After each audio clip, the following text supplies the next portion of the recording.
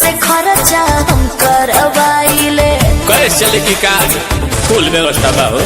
Parlour में जाइले duty बढ़ाइले लइकन से खर्चा हम करवाइले।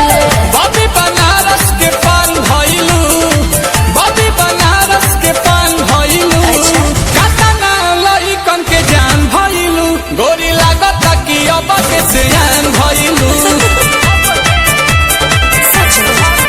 गोरी लागत कि अब के सियान भइलू।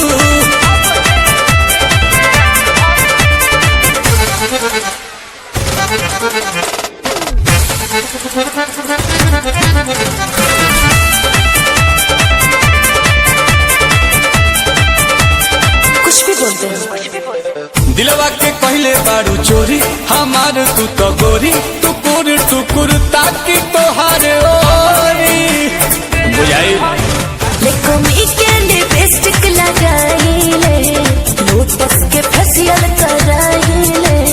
एही से अजोरिया के चांद भइलू, एही से अजोरिया के चांद भइलू, कातना लइकन के जान भइलू, गोरी लागत कि अब के सियान भइलू। हाँ गोरी लागत कि अब के सियान भइलू।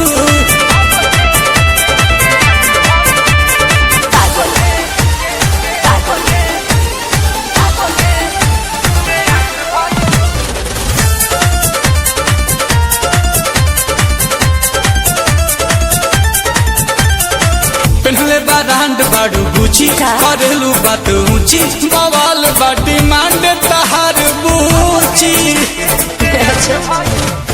बिकिनी हाल के कहल हो, करता रानील कमल हो।